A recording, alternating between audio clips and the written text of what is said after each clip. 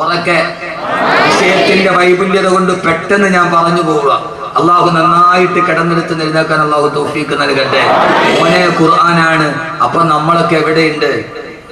ഖബറിന്റെ ഉള്ളിലുണ്ട്. അവിടെ ശരീരമൊക്കെ ജീർണിച്ച് മാംസം എല്ലാം കൂടെ അരിഞ്ഞ് ആ മണ്ണിലരിഞ്ഞ് കിടക്കും. അപ്പോ കബീർ മൊയ്ലിയാർ ആരാ? ഒരു പിടി മണ്ണ്. അപ്പൊ ഈ കബീർ മൊയ്ലിയാർ ആരാ? കണിയാപുരത്തുകാർ നന്നായിട്ട് പോസ്റ്ററൊക്കെ ഒട്ടിച്ചിട്ടുണ്ട്. ഈ പ്രഭാഷണ കലയില് കിരീടം വെക്കാത്ത രാജാവ് എന്നൊക്കെ നിങ്ങൾ വെറുതെ പച്ചക്കള്ള എഴുതി വെച്ചിരിക്കുന്ന ഈ ചുമ്മാ എന്നെ രസിപ്പിക്കാൻ വേണ്ടി പറയണല്ലേ. അഹമ്മദ് കബീർ മൊയ്ലിയാർ, നൗഷാദ് വാക്കവയ്ക്ക് ആരാ? അവരൊക്കെ വെറും കൊള്ളില്ല. കബീർ മുസ്ലിയാരും കൊള്ളൂല, നൗഷാദ് വാക്കവയും കൊള്ളൂല വഅദിന്റെ കാര്യത്തിൽ. കാരണം എന്താ? പ്രഭാഷണ കലയിലെ കിരീടം വെക്കാത്ത രാജാവുണ്ടായിരുന്നു. ഞാൻ കാസർഗോഡ് പ്രസംഗിക്കാൻ പോയപ്പോൾ ആ മഹല്ലുകാരനോട് പറഞ്ഞു, തഴവ ഉസ്താദ് തുടർച്ചയായിട്ട് 22 വർഷം ഇവിടെ പ്രസംഗിച്ചിട്ടുണ്ട്. തഴവ ഉസ്താദ് 22 വർഷം തുടർച്ചയായിട്ട് ആ മഹല്ല് പ്രസംഗിച്ചിട്ടുണ്ട്. അഹമ്മദ് കബീർ വാക്കവി, നൗഷാദ് വാക്കി ഇന്ന് വിളിക്കും, നാളെ വിളിക്കും, 3 പ്രാവശ്യം വിളിക്കും, 4ാമത്തെ പ്രാവശ്യം വേണ്ടടെ കേട്ടത് തന്നെ ഇതിനടുത്തത് വിളിക്കും. ഇതൊന്നും ഒന്നുമല്ല മനുഷ്യന്മാരെ. ഇതിപ്പോ എന്തോ അള്ളാഹുവിന്റെ ഒരു തൗഫീഖ് കൊണ്ട് നാക്കുകൊണ്ട് അങ്ങനെ പോയതാ. ഞാൻ പലപ്പോഴും ആളുകൾ എന്നോട് കാണിക്കുന്ന വല്ലാത്തൊരു സ്നേഹം കാണുമ്പോൾ ഞാൻ പലപ്പോഴും ചിന്തിക്കാറുണ്ട്, പടച്ചോനെ ഞാൻ എത്ര ചെറുതാണ്. ഞാൻ മലപ്പുറത്ത് വാത് പറയുമ്പോൾ ഒരു ചെറുപ്പക്കാർ ഭയങ്കര തിരക്കാണ്. അവിടുത്തെ കാര്യങ്ങളൊക്കെ ഉസ്താദന്മാർക്കറിയാം. ഒരു 50,000 പേരില്ലാത്ത സദസ്സൊന്നും 2 പേരെ സദസ്സിലില്ല. അപ്പൊ അവിടെ ഞാൻ ഭയങ്കര തിരക്ക്. ഒരു ചെറുപ്പക്കാരൻ, നല്ല ഡ്രസ്സ് ചെയ്തൊരു ചെറുപ്പക്കാരൻ എൻ്റെ അടുക്കൽ വന്ന് ഇങ്ങനെ നിന്നു കുറേ നേരം. ഞാൻ അവസാനം ഒന്നും മിണ്ടുന്നില്ല. എല്ലാവരും മുസാഫത്ത് ചെയ്യുന്ന തിരക്ക്. ഞാൻ അവനോട് ചോദിച്ചു, മോനെ നല്ല സുമുഖനായ ചെറുപ്പക്കാരൻ. ഞാൻ ചോദിച്ചു, മോനെ എന്താ? അവനോട് ഉസ്താദെ ഞാൻ ഉസ്താദിനെ ഒന്ന് തൊട്ടോട്ടെ.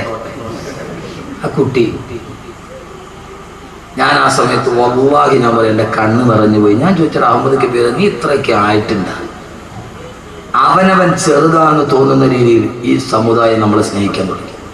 അതിൻ്റെ പേര് ഒരു ഇഞ്ച് പോലും മുകളിലോട്ട് കയറിയിട്ടൊന്നുമില്ല. ആളുകൾക്കൊന്നും ഇവിടെ ഒന്നും ഡേറ്റ് കൊടുക്കാത്തതുകൊണ്ട് വലിയ അഹങ്കാരമാണ്, സമയം കിട്ടാഞ്ഞിട്ട്. അതിൻ്റെ പേര് ഒരു പുൽക്കൊടിയുടെ പോലും മുകളിലോട്ട് കയറിയിട്ടില്ല. അതിൻ്റെ പേര് വല്ലാഹി പടച്ചതം പുരാനെ തന്നെ താന്നിട്ടുള്ളൂ. അപ്പം ചിന്തിക്കും, പടച്ചോനെ എടാ നിനക്ക് ഇത്രയൊക്കെ എനിക്ക് അർഹതയുണ്ട്.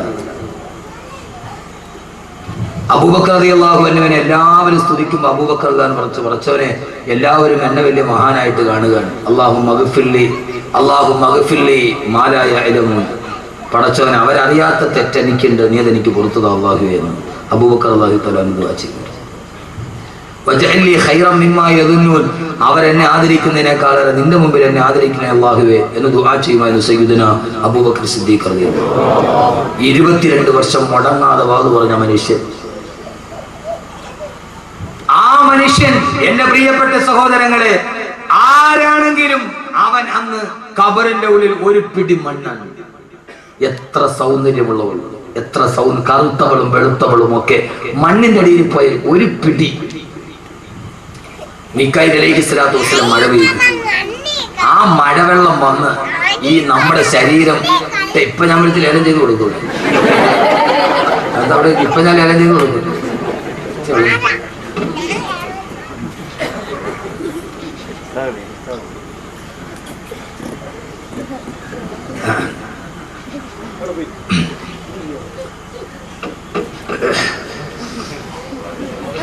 കുട്ടികളെ പറയാൻ പറ്റില്ല. ആ സമയത്ത് ഒരു പിടി മണ്ണായി കിടക്കുന്ന മനുഷ്യന്റെ ഖബറിലേക്ക് മീകായിൽ അലൈഹിസ്സലാത്തു വസ്സലാം ഒരു മഴ പെയ്തു. ആ മഴത്തുള്ളി വന്ന് കണിയാപുരം പള്ളിയുടെ ഖബർസ്ഥാനിൽ കിടക്കുന്ന, അല്ലെങ്കിൽ പെരുമാതുറയിലോ കഴക്കൂറ്റത്തോ ഉള്ള മണക്കാടോ എവിടെയെങ്കിലുമുള്ള നെടുമങ്ങാടുള്ള എത്രയോ എന്റെ ചെറുപ്പക്കാർ ഇവിടെ എത്തിയിട്ടുണ്ട്. ആ പള്ളിക്കുള്ളിൽ കിടക്കുന്ന മണ്ണായി ജനിച്ച നമ്മുടെ ഈ ശരീരത്തിലേക്ക് ആ വെള്ളത്തുള്ളി വന്ന് വീഴുമ്പോ ഫൈദാഹും മിനൽ അജ്ദാഫി ഇലാ റബ്ബിഹിം യൻസിലൂൻ. പൊന്നുമോനെ പൊന്നുമോനെ, ആ സമയത്താണ് പടച്ചറപ്പിന്റെ മുമ്പിൽ നമ്മൾ എഴുന്നേറ്റ് നിൽക്കുക. പ്രിയപ്പെട്ട ചെറുപ്പക്കാരാ, ആ വെള്ളത്തുള്ളി വന്ന് അലിഞ്ഞു നേർന്ന മാസം ഉരുണ്ട് കിടക്കുന്ന കളിമണ്ണിലോട്ട് വീഴുമ്പോഴാ പെങ്ങളെ എന്താ സംഭവിക്കുക?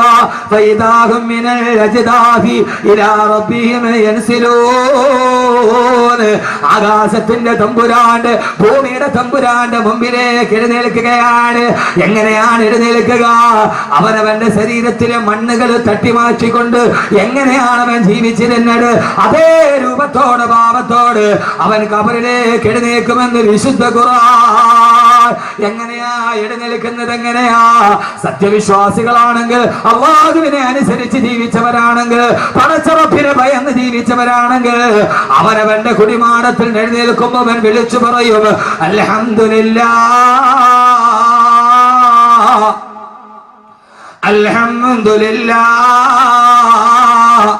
അൽഹംദുലില്ലാഹ്. അവനവന്റെ ഖബറിൽ എഴുന്നേൽക്കുമ്പോ അവൻ എഴുന്നേൽക്കുന്നത് അൽഹംദുലില്ലാഹ്. ഞാൻ പറഞ്ഞതല്ല, യൗമ യദ്ഉകും ഫതസ്തജീബൂന ബിഹംദിഹി വതദുന്നൂന ഇല്ലബിസ്തും ഇല്ലാ ഖലീലാ. യൗമ യദ്ഉകും ഫതസ്തജീബൂന ബിഹംദിഹി, അവനവന്റെ ഖബറിൽ എഴുന്നേൽക്കുമ്പോൾ ഹംദ് പറഞ്ഞുകൊണ്ട് അൽഹംദുലില്ലാഹ് അൽഹംദുലില്ലാഹ് അൽഹംദുലില്ലാഹ്. പടച്ചവനെ, ഭൂമിയിൽ ഞങ്ങൾ ചെയ്തത് പാടായി പോയില്ലല്ലോ. അല്ലാഹുവേ, ഈ ഭൂമിയിൽ അനുഭവിച്ചത് പാടായില്ലല്ലോ. എന്റെ മുമ്പിലാണ് സ്വർഗം നിൽക്കുന്നത്, എന്റെ മുമ്പിലാണ് ഹുറൂലുകൾ നിൽക്കുന്നത്. മഹിശറയിൽ എഴുന്നേൽക്കുമ്പോ സ്വർഗം കണ്ണുകൊണ്ട് കാണുമ്പോ ഓരോ സത്യവിശ്വാസിയും വിളിച്ചു പറയുന്നത് അൽഹംദുലില്ലാഹ് എന്ന് പറഞ്ഞുകൊണ്ടാണ് മുത്തഖീങ്ങൾ എഴുന്നേൽക്കുന്നതെന്ന് അല്ലാഹുവിന്റെ വിശുദ്ധ ഖുർആൻ. അല്ലാഹു അങ്ങനെ പറഞ്ഞെഴുന്നേൽക്കാൻ തൗഫീഖ് നൽകട്ടെ. അവനവന്റെ ആരാ മോനെ മുത്തഖി, ആരാ വലിയവനാരാ? അഹമ്മദ് കബീർ വലിയവനാകേണ്ടത് എപ്പോഴെന്ന് അറിയാം? അപ്പോഴാണ് അവനവന്റെ കുഴിമാടത്തിൽ നിന്ന് എഴുന്നേൽക്കുമ്പോ, ആഖിറത്തിലേക്ക് എഴുന്നേൽക്കുമ്പോ അൽഹംദുലില്ലാഹ്, സർവസ്തുതിയും അല്ലാഹുവേ നിനക്ക്, എന്റെ ഒന്നും പാടായില്ല അല്ലാഹുവേ. ഞാൻ പറഞ്ഞ പ്രസംഗം, ഞാൻ പഠിച്ച ഖുർആൻ, ഞാൻ ചെയ്ത സദഖ, ഞാൻ കേട്ട വാഴ് ഒന്നും എനിക്ക് പാടായില്ല അല്ലാഹുവേ. ഈ 2.5 മണിക്കൂർ ഇവിടെ ഇരുന്നത് പാടായിട്ടില്ല. സ്വർഗത്തെ മുമ്പിൽ കാണുമ്പോ, ഇവിടെ ചെയ്ത നന്മയ്ക്ക് വേണ്ടി പടച്ചുറപ്പൊരുക്കി വെച്ച അനുഗ്രഹം കാണുമ്പോ ഒരാൾക്ക് പറയാൻ കഴിയണം, അവനവന്റെ കുഴിമാടത്തിൽ നിൽക്കുമ്പോ അൽഹംദുലില്ലാഹ് എന്ന് പറയാൻ കഴിഞ്ഞവളാണ് മുത്തഖി. അല്ലാഹു നമ്മളെ അതിൽപ്പെടുത്തട്ടെ. അല്ലാഹുമ്മ ജഅൽനാ മിൻഹും. അല്ലാഹുവേ, നീ ഞങ്ങളെ അതിൽ പെടുത്തണേ തമ്പുരാൻ. പടച്ചവനെ, അതിനുള്ള ഒരു യോഗ്യത ഞങ്ങൾക്ക് ഈ ദുനിയാവിലില്ല അല്ലാഹുവേ. ഞങ്ങൾ സാധുക്കളാണ് തമ്പുരാനെ, ഞങ്ങൾ പാവങ്ങളാണ് അല്ലാഹുവേ. പടച്ചവനെ, ആരുടെ മണ്ണിൽ മലന്ന് കിടന്ന അവസാനം നിന്റെ മുമ്പിലേക്ക് ഞങ്ങളെ ഹാജരാക്കുമ്പോ അൽഹംദുലില്ലാഹ് ഉറക്കെ പറഞ്ഞ് എഴുന്നേറ്റ് നിൽക്കാൻ അല്ലാഹുവേ ഞങ്ങൾക്ക് നീ തൗഫീഖ് നൽകണേ തമ്പുരാൻ. അല്ലാഹുവേ, ഞങ്ങൾക്ക് നീ അതിന് തൗഫീഖ് നൽകണേ തമ്പുരാൻ. അതല്ല, അവൻ ദുർമാർഗിയാണെങ്കിൽ, അവനെ നാട്ടിലെ തമ്മാടിയെ പോലെ ജീവിച്ചവനാണെങ്കിൽ, അവളെ ഹറാമ് ചെയ്തവളാണെങ്കിൽ, അവളെ ചീട്ട് കളിച്ചവളാണെങ്കിൽ, അവളെ പലിശ മേടിച്ചവനാണെങ്കിൽ, അവൻ മദ്യപാനിയാണെങ്കിൽ, കാലൂ യാ വൈലനാ മംബഅസനാ മിൻ മർകദിനാ അദാ മാ വഅദ റഹ്മാനു വസദകൽ മുർസലൂൻ. ഞങ്ങൾ ഇവിടെ ഉറങ്ങിക്കിടക്കുകയായിരുന്നല്ലോ, ആരാണ് ഞങ്ങളെ എഴുന്നേൽപ്പിച്ചത്, ആരാണ് ഞങ്ങളെ എഴുന്നേൽപ്പിച്ചത് എന്ന് പറഞ്ഞുകൊണ്ട് പരിഭ്രാന്തിയോട് അവരവരുടെ മുടിയിൽ പിടിച്ചു വലിച്ചുകൊണ്ട് കുടിമാടത്തിൽ നിന്ന് തെമ്മാടികളെ ചാടി എഴുന്നേൽക്കുമെന്ന് അല്ലാഹുവിന്റെ വിശുദ്ധ ഖുർആൻ. അല്ലാഹു നമ്മളെ കാത്തുരക്ഷിക്കട്ടെ, അല്ലാഹു നമ്മളെ കാത്തുരക്ഷിക്കട്ടെ, അല്ലാഹു നമ്മളെ കാത്തുരക്ഷിക്കട്ടെ. ഈ സദസ്സ് മാത്രം മതി എനിക്ക്, സൂചിയിട്ടാൽ കേൾക്കുന്ന നിശം. ഇങ്ങനെ ഒരു സദസ്സ് എനിക്ക് തോന്നുന്നു മലപ്പുറം ഭാഗത്തൊക്കെ കിട്ടും. ഏതായാലും ഈ സദസ്സിന്റെ സംഘാടകർ അല്ലാഹു അർഹമായ പ്രതിഫലം നൽകട്ടെ. നിങ്ങൾ ഈ സദസ്സിനോട് എനിക്ക് തോന്നുന്നു ദുആയ്ക്ക് ഇജാബത്തുള്ളൊരു സദസ്സാണ്. അല്ലാഹുവിനെ അന്നാക്കി തരട്ടെ. കാരണം അങ്ങനെ സൂചിയിട്ടാൽ കേൾക്കുന്ന ഒരു നിശബ്ദതയിൽ ഒരു വഅദിന്റെ സദസ്സ്, ഇതൊരു ഗാനമേളയല്ല, ഇതൊരു ആസ്വാദനത്തിന്റെ ഒന്നുമല്ല, ഇതൊരു റൊമാൻറ്റിക് ഭാവനയല്ല, ഇതൊരു വിഷ്വലൈസ്ഡായി കാണാൻ പറ്റുന്ന ഒരു പിക്ചറൈസേഷൻ ഇല്ല, ഇതിന് ചിത്രീകരണമില്ല. ഇതൊരു മനുഷ്യന്റെ വാക്കാണ്. അത് കേൾക്കാൻ പ്രായഭേദമന്യേ ഇത്രയും വലിയൊരു സദസ്സുണ്ടെങ്കിൽ അള്ളാഹു നമ്മളെ സ്വീകരിക്കും, ഉറപ്പാണ്. അള്ളാഹുനാക്കി തരട്ടെ, അള്ളാഹുനാക്കി തരട്ടെ. അള്ളാഹു നല്ല മുത്തക്കീങ്ങളായി. ഞാൻ കുറെ നാളുകൾക്ക് ശേഷമാണ് നമ്മുടെ ഈ തിരുവനന്തപുരം ഭാഗത്ത് ഇത്രയും അച്ചടക്കമുള്ള ഒരു സദസ്സിൽ ഭാഗത്ത്. അത് ഈ മണ്ണിന്റെ പൈതൃകം അള്ളാഹു നിലനിർത്തി തരട്ടെ. അൽഹംദുലില്ലാ എന്ന് പറഞ്ഞ് എഴുന്നേറ്റ് നിൽക്കും. അപ്പോഴാണ് വളരെ പെട്ടെന്ന് പറയുക, വളരെ പെട്ടെന്ന് എഴുന്നേറ്റു. ജീവിതത്തിന്റെ തുടക്കമാണ്. എഴുന്നേറ്റു. അപ്പോഴാണ് അർറഹ്മാനു അലൽ അർശി ഇസ്തവാ ലഹു മാ ഫിസ്സമാവാതി വമാ ഫിൽ അർദ് വമാ ബൈനഹുമാ വമാ തഹത സറാ. അഖിലലോക ബ്രഹ്മാണ്ഡ കടാഹത്തമടുവനെ മടക്കി ഭരിച്ച അർശിന്റെ തമ്പുരാൻ വിളിക്കുന്നത്, യാ ഇബാദി യാ ഇബാദി യാ ഇബാദി, എന്റെ അടിമകളെ ഇവിടേക്ക് വാ. എവിടെയാണോ എഴുന്നേറ്റ് നിന്നത് അവിടെയാണ് സൂര്യൻ ഒരു ചാൺ മുകളിൽ ഒളിച്ചു നിൽക്കുന്നത്. സൂര്യൻ എത്ര മുകളിൽ? എത്ര എത്ര എത്ര? ഒരു ചാൺ മുകളിൽ സൂര്യൻ. ആര് പറഞ്ഞു ഒരു ചാണുണ്ട്? ആര്? നമ്മൾ കേട്ട് പഠിച്ചതേ ഞാൻ തിരുത്തുകയാണ്. ഒരു ചാണ്ട്. ആദരവായ പ്രവാചകന്റെ പ്രിയപ്പെട്ട സഹാബി അനസ് റളിയല്ലാഹു തആല പറയുകയാണ്, ഒരു ദിവസം അല്ലാഹുവിന്റെ റസൂൽ ഞങ്ങളോട് പറഞ്ഞു, അനസേ അനസേ അനസേ, നാളെ പരലോകത്ത് സൂര്യൻ ഒരു മൈല് മുകളിലാണ് ഒളിച്ചു നിൽക്കുന്നതെന്ന്. ഒരു മൈല് മുകളിൽ, നിങ്ങളുടെ തലയുടെ ഒരു മൈല് മുകളിലാണ് സൂര്യൻ ഉദിച്ചു നിൽക്കുന്നതെന്ന് ഹബീബായ നബി മുഹമ്മദ് മുസ്തഫ. എത്ര? ഒരു മീല് മുകളിൽ. ഒരു മീൽ എന്ന് പറഞ്ഞാൽ എത്രയാ? പറഞ്ഞാൾ പോയാ ഒരു മൈൽ എത്രയാ? 1.6. അപ്പൊ ഒരു ചാൺ മുകളിൽ നിൽക്കുന്നത് ബാക്കവേതായാലും ഒരു 1.5 കിലോമീറ്റർ മുകളിലാക്കി തന്നില്ല. ഇതിപ്പോ ബാക്കവേ അല്ലാതെ ഇപ്പൊ ആരാ ചെയ്ത് തരിക? ഇത്രയും നാളെ നിങ്ങൾ എല്ലാവരും പേടിപ്പിച്ചെന്ന് ഒരു ചാൺ മുകളിൽ നിന്നല്ലേ? ഞാൻ സഹിഹായ ഹദീസാണ്. ഒരു മീൽ മുകളിൽ ഒരു ഇത്തിരി ആശ്വാസം കിട്ടില്ല പരലോകത്ത്? ഇല്ലേ? കിട്ടിയില്ലേ? എന്താ മനുഷ്യന്മാരെ നിങ്ങൾ ഇങ്ങനെ ഫ്രീസറിൽ വെച്ച ബ്ലോക്കോട് ഇരിക്കണ കിട്ടിയില്ലേ?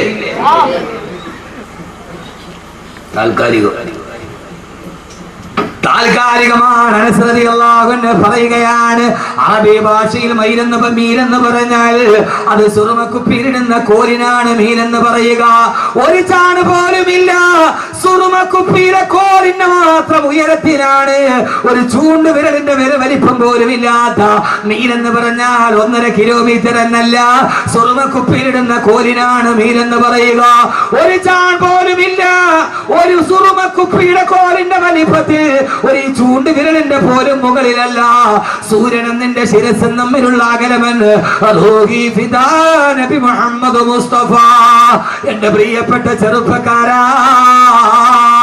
ഇവിടെയാണ് മുത്തക്കിയാവേണ്ടത്. ഒരു വിരലിന്റെ വലിപ്പം പോലും ഇടയില്ലാതെ ഈ കത്തിച്ചൊലിക്കുന്ന സൂര്യതാപത്തിന്റെ നിഴലിലേക്കാ പേടുമാടത്തിൽ നിന്ന് നീ എഴുന്നേറ്റ് നിൽക്കുന്നത്. ആ സമയത്ത് നിന്റെ ശരീരം മുഴുവനും ഒഴിക്കുകയാണ്. എന്റെ പ്രിയപ്പെട്ട സഹോദരങ്ങളെ, ചൂടുള്ള നാളുണ്ട് കിയാമം നാളാ, ചുരുക്കി പറഞ്ഞാൽ തന്നതെന്തൊരു നാളാ. വന്തോഷ വണ്ടിയുമായി വരുന്നേ കാള, വന്തോഷ വണ്ടിയുമായി വരുന്നേ കാള, ക്ഷീണത്തിനാലൊരുക്കുന്നതാണ് ഈള. വന്തോഷ വണ്ടിയുമായി വരുന്നേ കാള, ക്ഷീണത്തിനാലൊരുക്കുന്നതാണ് ഈള. നരക്കുന്നു കുട്ടികൾ തന്നതെന്തൊരു നാളാ, ബലമില്ലവർ ബലമുള്ളവർ സുബ്ഹാന റബ്ബി പാള. നരക്കുന്നു കുട്ടികൾ തന്നതെന്തൊരു നാളാ, വൻദോശ വണ്ടിയും വലിച്ചുകൊണ്ട് ഈള ഒലിപ്പിക്കുന്ന കാളക്കുട്ടിയെ പോലെ പടച്ചറപ്പിന്റെ മുമ്പിൽ വരുമ്പോ എന്തേ ചിന്തിക്കുന്നില്ല? ഈ ദുനിയാവിന്റെ മാസ്മരികതയിൽ മലന്ന് കിടക്കുമ്പോ എന്തേ മനസ്സിൽ വരുന്നില്ല? ഒരു വിരലിന്റെ വലിപ്പത്തിന് ഇടയിൽ നിൽക്കുന്ന സൂര്യതാപത്തിന്റെ കീഴിലേക്ക് ഈളയും ഒലിപ്പിച്ചുകൊണ്ട് നിൽക്കുമ്പോഴാണ് വലത് ഭാഗത്ത് നിന്ന് അർശിന്റെ തമ്പുരാന്റെ ആശ്വാസത്തിന്റെ വിളി. യാ ഇബാദി യാ ഇബാദി യാ ഇബാദി, എന്റെ അടിമകളെ ഇവിടേക്ക് വാ. നിങ്ങൾക്ക് ഈ സൂര്യന്റെ ചൂടനുഭവിക്കണ്ട, ഈ ചെമ്പിന്റെ തറയിൽ നിങ്ങൾ ചവിട്ടണ്ട. ഇതാ എന്റെ അർശിന്റെ തണലിലേക്ക്, എന്റെ അർശിന്റെ തണലിലേക്ക് നിങ്ങൾ വന്നുകൊള്ളുക, എന്റെ അർശിന്റെ തണലിലേക്ക് വന്നുകൊള്ളുക എന്ന് പടച്ചറപ്പ് വിളിക്കുമെന്ന് ഞാൻ പറഞ്ഞതല്ല. യൗമൈദിൻ യത്തബിഊന ദാഇയ ലാ ഇബദല വഖസഅത്തിൽ അസ്വാതു ലിർറഹ്മാനി ഫലാ തസ്മഉ ഇല്ലാ ഹംസാ. അതാ പടച്ചറപ്പിന്റെ വിളി വരുന്നു.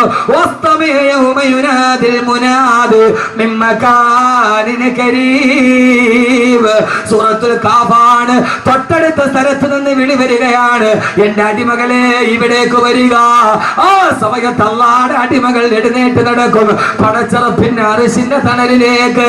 അവർക്ക് ഹിസാബില്ല, അവർക്ക് സിറാത്തില്ല, അവർക്ക് മീസാനില്ല, അവർക്ക് യാതൊരുവിധ പാരവശ്യതകളില്ല. അവരുടെ ജീവിതത്തിന്റെ തുടക്കം തന്നെ ശുഭകരമാണ്. അവരുടെ ജീവിതത്തിന്റെ തുടക്കം തന്നെ ശുഭകരമാണ്. ജീവിതത്തിന്റെ തുടക്കം ശുഭമാകാൻ കാഡ്ബറീസ് കഴിച്ചിട്ട് കാര്യമില്ല, ചന്ദനത്തിരി കത്തിച്ചിട്ട് കാര്യമില്ല. തുടക്കം ശുഭമാകണമെങ്കിൽ പരലോകത്ത് എഴുന്നേൽക്കുമ്പോൾ പടച്ചറപ്പ് വിളിക്കണ്ടേ ചെറുപ്പക്കാരികളെ? യാ ഇബാദി, എന്റെ അടിമകളെ, എന്റെ അർശിന്റെ ചുവട്ടിലോട്ട് കടന്നു വരിക. ആ സമയത്ത് സ്വർഗത്തിന്റെ മുമ്പിലേക്ക്, അർശിന്റെ തണലിലേക്ക് മുത്തഖീങ്ങളായ മനുഷ്യർ കൂട്ടത്തോടെ പോകുമെന്ന് വിശുദ്ധ ഖുർആൻ. യൗമ നഹ്ശുറുൽ മുത്തഖീന ഇലർ റഹ്മാനി വഫദാ. മുത്തഖീങ്ങൾ കൂട്ടം കൂട്ടമായി പടച്ചറപ്പിന്റെ അർശിന്റെ ചുവട്ടിലേക്ക് നടന്നു പോകുമത്രേ. അല്ലാഹു നമ്മളെ അതിൽ പെടുത്തട്ടെ, അല്ലാഹു നമ്മളെ അതിൽ പെടുത്തട്ടെ. അതിന് മാത്രമല്ല, വമിമ്മൻ യുഖാലു, ഇങ്ങനെ പറയുന്നവരിലും ഇങ്ങോട്ട് നോക്ക്, തമാശ കൂടുതൽ ഒഴിവാക്കുകയാണ്. വിഷയത്തിന്റെ ഗൗരവം കണ്ട് ഇതാണ് ഏറ്റവും വലുത്. ആഖിറത്ത് ഏറ്റവും വലിയ വാക്കിതാണ്. അല്ലാഹു പറയാൻ തൗഫീഖ് നൽകട്ടെ. ഏത് വാക്ക്? ഇത് ഖുർആനാണ്, അഹ്മദ് കബീറിന്റെ വാക്കല്ല. ഇത് അവൻ കാണാതെ പഠിച്ച ഖുർആൻ പറയുന്നതാണ്. ഇത് പറയലാണ്. ഈ ഇരിക്കുന്ന ഒരു 10,000 ആളുകളുണ്ടാവും. ഈ ഇരിക്കുന്നവരിൽ ഏറ്റവും ഭാഗ്യവാൻ ഞാനല്ല. അൻവരിയാകണമെന്നില്ല, വാക്കവിയാകണമെന്നില്ല. ഈ ഇരിക്കുന്നവരിൽ ഏറ്റവും ഭാഗ്യവാൻ, ഈ ഭൂമിയിൽ ജീവിക്കുന്നവരിൽ ഏറ്റവും ഭാഗ്യവാൻ ഈ വാക്ക് പറയാൻ കഴിയുന്നവരാണ്. അർശിന്റെ തമ്പുരാൻ വിളിക്കുമ്പോ മുത്തഖീങ്ങൾ കൂട്ടത്തോടെയാണ് പോകുന്നത്. മുത്തഖീന ഞാൻ പറയുന്ന ഖുർആനാണ്. ഇല റഹ്മാനി വഫദ, വഫദുകളായി, കൂട്ടങ്ങളായി. ഞാൻ ഇങ്ങോട്ട് വരുമ്പോ നെടുമങ്ങാട് എന്നീ വാതക്കാൻ ഇവിടെ എത്തിയവരുണ്ട്, അങ്ങനെ എന്നെ മണക്കാട് നിന്ന് വന്നവരുണ്ട്, കൊല്ലത്ത് നിന്ന് എത്തിയവരുണ്ട്. കൂട്ടം കൂട്ടമായി വന്ന ചെറുപ്പക്കാരെ അള്ളാഹു കൂട്ടത്തോടെ സ്വർഗത്തിലേക്ക് നടക്കാനും അള്ളാഹു കാരണം നൽകി, അള്ളാഹു നൽകി അനുഗ്രഹിക്കട്ടെ, അള്ളാഹു നൽകി അനുഗ്രഹിക്കട്ടെ. ഈ വരടിന്റെ വലിപ്പം, അകലത്തിൽ സൂര്യൻ ഉദിച്ചു നിൽക്കുന്നു. കോടിക്കണക്കിന് ആളുകൾ കടന്ന് കരിഞ്ഞ് നിലവിളിക്കുമ്പോ ആ സമയത്ത് കൂട്ടത്തോടെ പടച്ചറപ്പിന്റെ അർശിന്റെ തണലിലേക്ക്, സിംഹാസനത്തിന്റെ തണലിലേക്ക് പോകാൻ മുത്തഖീങ്ങൾ പോകും. ഇങ്ങനെ പോകുമ്പോ അഹ്മദ് കബീർ ബാക്കവിയുണ്ട്, അള്ളാഹുനാക്കി തരട്ടെ. അൻവരിയുണ്ട്, പാട്ടെഴുതിയ വാഫിയുണ്ട്. ഇവിടുത്തെ ഉസ്താദന്മാരും ഈ ഇരിക്കുന്ന നമ്മളെല്ലാവരും ഉണ്ട് എന്ന് കരുതുക. അള്ളാഹു ആശ അങ്ങനെ ആക്കി തരട്ടെ. ഞാനും നിങ്ങളും ഒക്കെയുണ്ട്. കൂട്ടത്തോടെ പോകുമ്പോ ഈ കൂട്ടത്തിൽ ഒരാൾ ചോദിക്കും, ബാക്കവി ഉസ്താദെ എന്തേ? അള്ളാഹു നമ്മളതിൽ പെടുത്തട്ടെ, അള്ളാഹു നമ്മളതിൽ പെടുത്തട്ടെ. ഒരാൾ ചോദിക്കുമ്പോ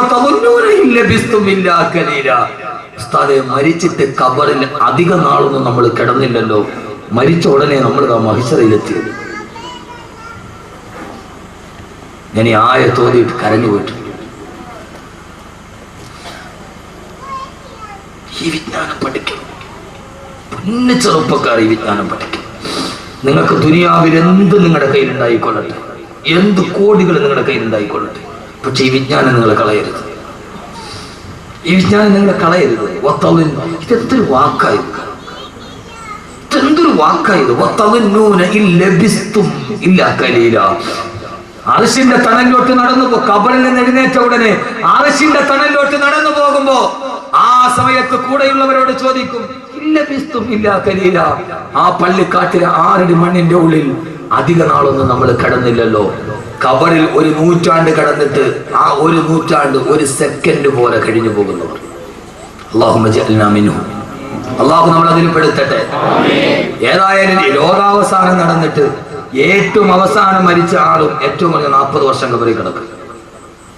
ലോകാവസാനം ഏറ്റവും അവസാനം മരിച്ച ആൾ ഇസ്രാഫീൽ അലൈഹി സ്വലാത്തു വസ്സലാം ആദ്യം ഓതുമ്പോൾ ലോകം അവസാനിക്കും, രണ്ടാമത് ഊതുമ്പോ മഹിശർ തുടങ്ങും. ഈ 2 ഊതലിന്റെ ഇടയിൽ 40 വർഷത്തെ ഇടവേളയിൽ 2 ഊതൽ. ആദ്യം ഊതുമ്പോ എല്ലാവരും മരിക്കും, രണ്ടാമത് ഊതുമ്പോ മഹിശർ വരുന്നത്. ഈ 2 ഊതലിന്റെ ഇടയിൽ 40 വർഷത്തെ ഇടവേളയുണ്ട്. അപ്പൊ ഏറ്റവും അവസാനം മരിച്ച ആളും 6 അടി മണ്ണ് കബറിന്റെ ഉള്ളിൽ ഏറ്റവും എത്ര വർഷം കിടക്കുന്നു?